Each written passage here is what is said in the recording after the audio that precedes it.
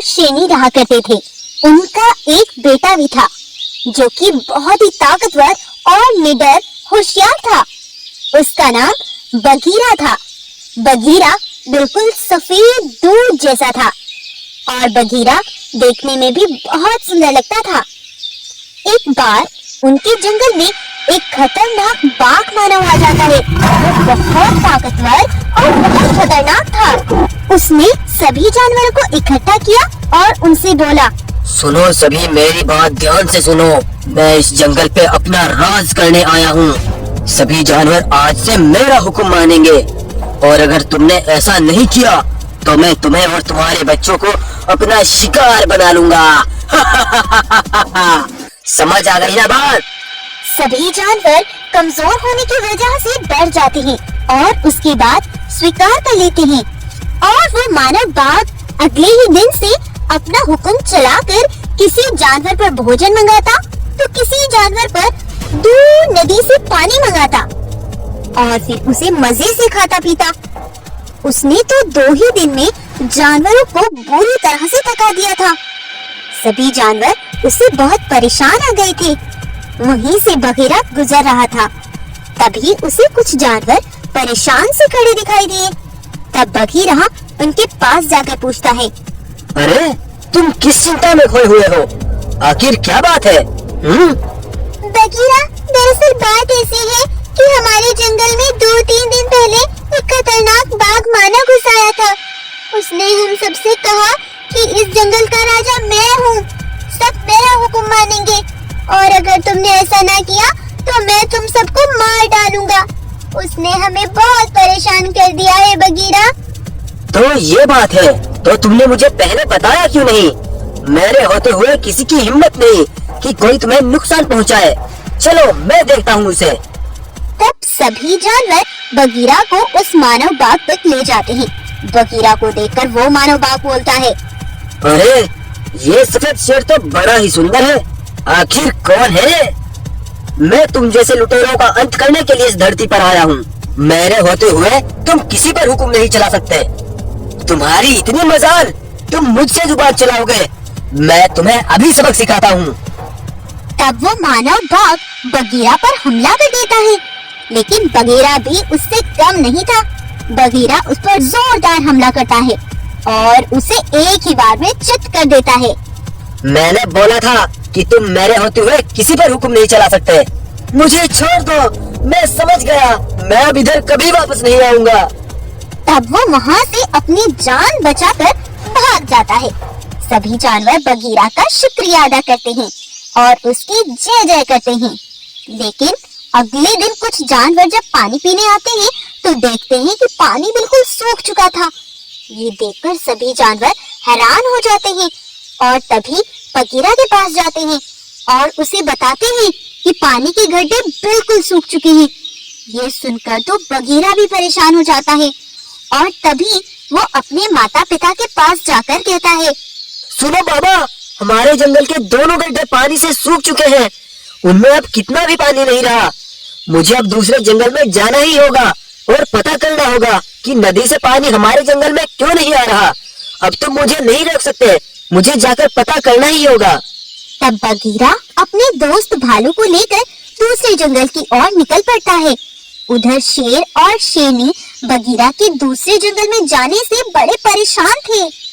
शेर, दुआ करो कि बगीरा को कुछ ना पता चले और बगीरा सही सलामत जंगल वापस लौट आए। उधर बगीरा दूसरे जंगल में पहुंच जाता है। अरे वाह भालू, ये जंगल तो बड़ा ही सुंदर है। बगीरा, यहाँ थोड़ा ध्यान से रहना। मैंने सुना है यहाँ का राजा बड़ा खतरनाक है और अब मुझे बहुत भूख लगी है। अब नहीं रुककर भोजन करते हैं। तब वो रुककर दोनों भोजन करने लगते हैं। दूर खड़ी एक गाय बगीरा को देख रही थी। तभी बगीरा की नजर भी उस गाय पर पड़ती है। तब बगीरा भालू से कहता है, अरे भालू, वो गाय मुझे क्यों देख रही है? तुम मजे से अपना भोजन करो, उसे मत देखो। अब भोजन करने के बाद हमें पता करना होगा कि वो नदी कहाँ पर है और हमारे जंगल में पानी क्यों नहीं जा रहा। तो ये बात इस गाय से ही पूछ लेते हैं। चलो आ जाओ। तब वो दोनों गाय के पास जाकर बोलते हैं। गाय, हम पास के जंगल से आए हैं। हमें पता करना था कि इस जंगल में वो नदी कहाँ पर है, क्योंकि हमारे जंगल में उस नदी से पानी जाना बंद हो गया। बस हमें यही पूछना था। हाँ हाँ, सब बताऊंगी मैं तुम्हें, लेकिन पहले ये मुझे बताओ कि तुम गब्बर शेर के बेटे हो ना? क्या? गब्बर शेर? नहीं, मैं तो शेरू का बेटा हूँ। शेरू? अच्छा, शेरू तुम्हारे चचा? क्या? चाचा? चाचा नहीं, वो मेरे पिताजी हैं। नहीं बेटा, वो तुम्हारे पिता नहीं, चचा जी हैं। तुम्हारे पिता को तो इस जंगल के राजा बाघ ने मार डाला था।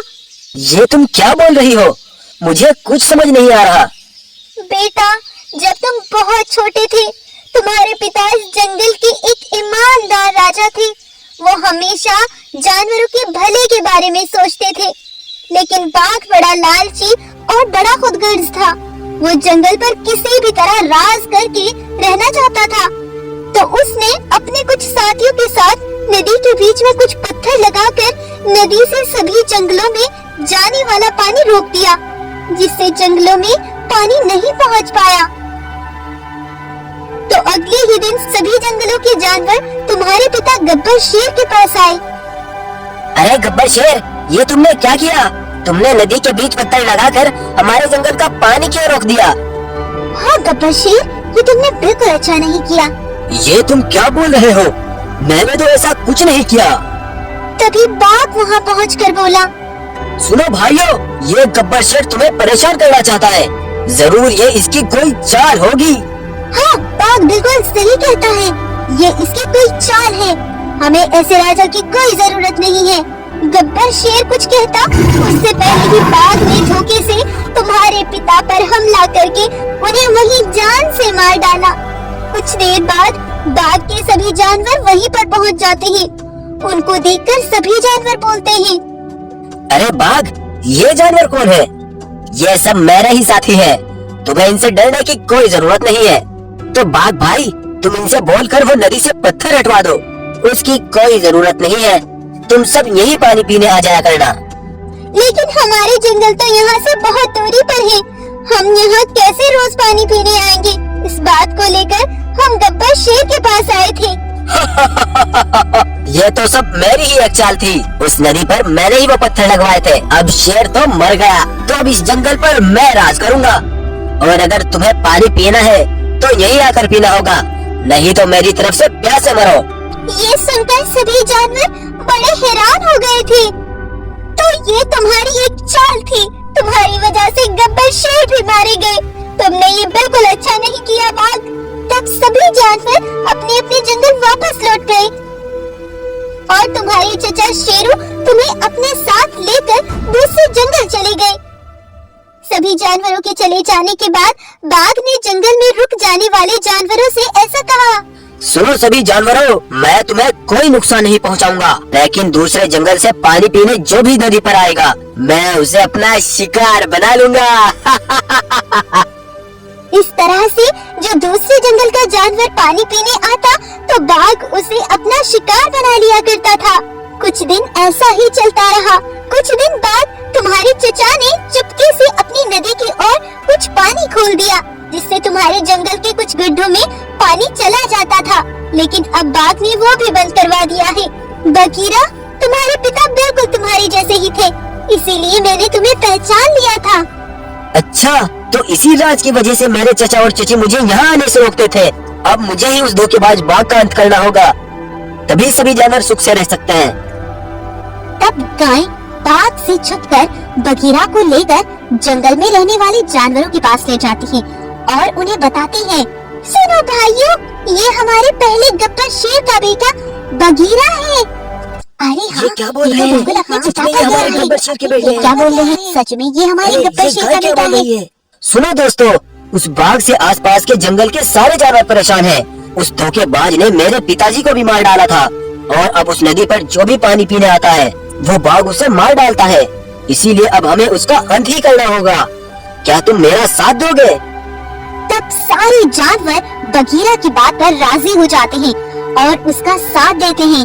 तब बगीरा जानवरों को अपने साथ उस बाघ के पास ले जाता है। यह सब देखकर बाघ और उसके सिपाही हैरान रह जाते हैं। बाघ बोलता है, अरे तुम सब यहाँ क्यों आए हो? और ये सफेद शेर कौन है? मैं गब्बर शेर का बेटा बगीरा। आज मैं तुम्हारा अंत करने आया हूँ और ये जानवर भी तुम्हारा मातम मनाएंगे। तब सभी जानवर उसके सिपाहियों को मार डालते हैं और बगीरा भी गुस्से से बाघ को नोच नोच कर मार डालता है। और इस तरह बगीरा अपने पिता का भी बदला ले लेता है और पानी की समस्या भी खत्म हो जाती है। और इस तरह से बगीरा सारे जानवरों की समस्या का हल निकाल देता है और वहाँ का राजा बनकर सभी जानवरों की और अपने पिता की रक्षा करता है।